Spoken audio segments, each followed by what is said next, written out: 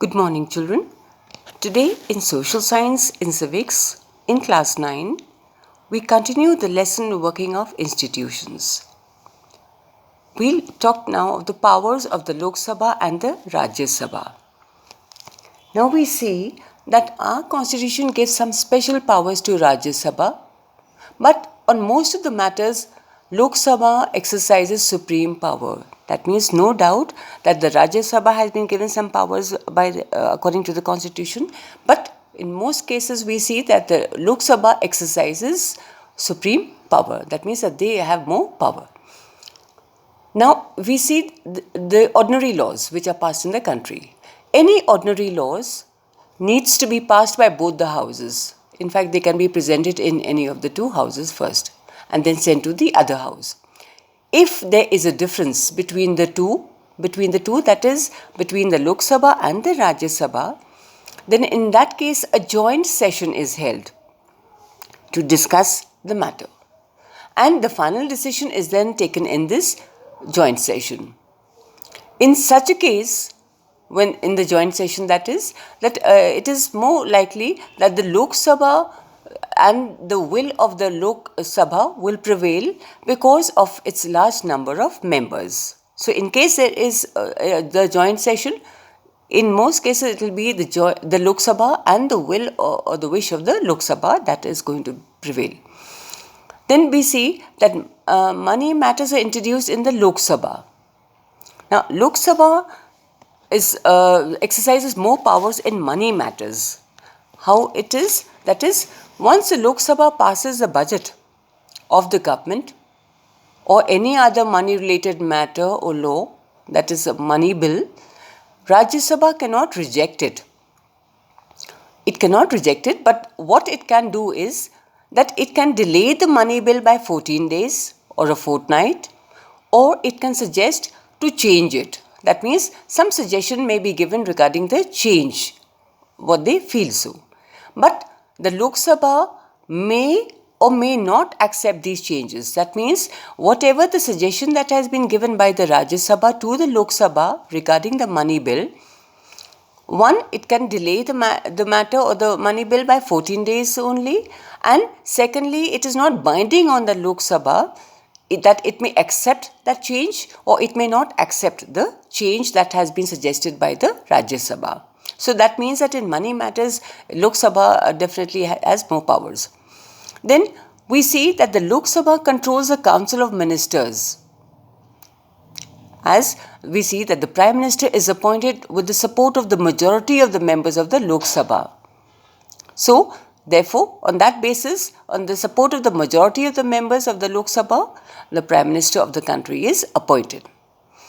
If the Lok Sabha passes a no confidence motion, there may be some time or some occasion when that could be done because the Lok Sabha, the members are not satisfied with the functioning or the working of the government. So in that case, if a no confidence motion is passed in the Council of Ministers, then the Prime Minister will has to resign, and the Council of Ministers also have to quit because the Council of Ministers is working under the Prime Minister.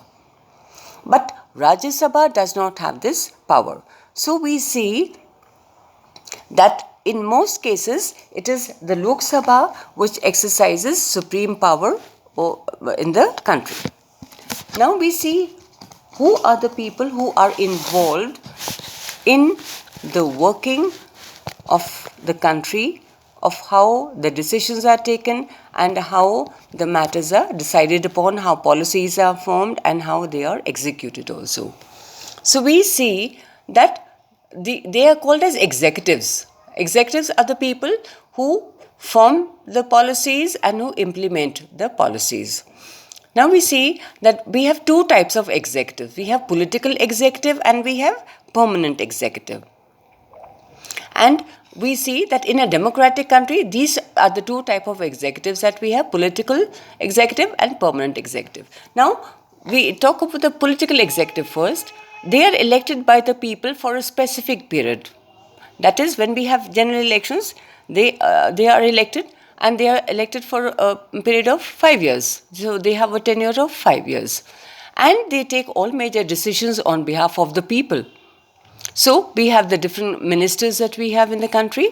So they are the political leaders who are from this category, and they are the political executive. To help them, we have permanent executive. Now, who are these permanent executive? Permanent executive are appointed on a long-term basis. That is, like we have civil servants, like we have IAS, IFS and all. So they are the civil servants who are working and assisting the political executive. They remain in office even when the ruling party changes. The party completes its tenure. It may come into power again or it may not come into power again. But these civil servants will remain there in office only. So the party, with the change of the party, their work does not come to a stop. They will continue to serve the country. They assist political leaders in carrying out daily administration. Now we take up certain powers of permanent and political executive.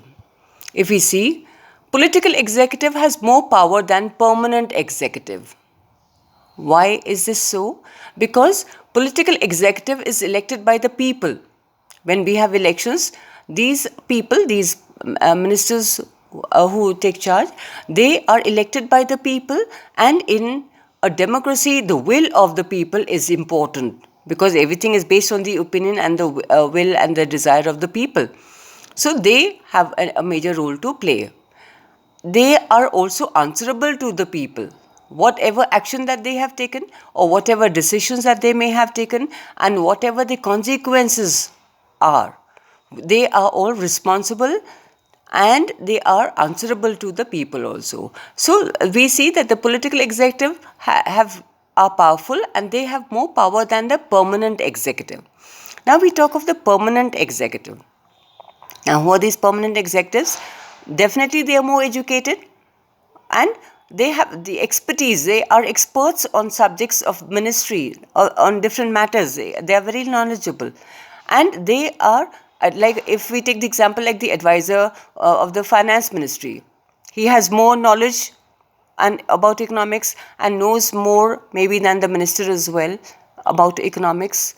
But the suggestions can be given, the information can be provided, but the decision of the finance minister is final. That means the final decision will be taken by the minister himself or herself. So that is what we see, that the permanent executive can support, assist and provide information to the ministers under whom they are working, but at the same time their decision is not going to be implemented. It is the decision of the minister that is going to be the final one. So the advice can be taken, and then the policies are formed, and then they are implemented. So we see that these are the executives. We have the political executive and the permanent executive who are looking after the country and taking all important decisions in order to look after the people, to look after the administration also, to look after the welfare and well-being of the people. Thank you.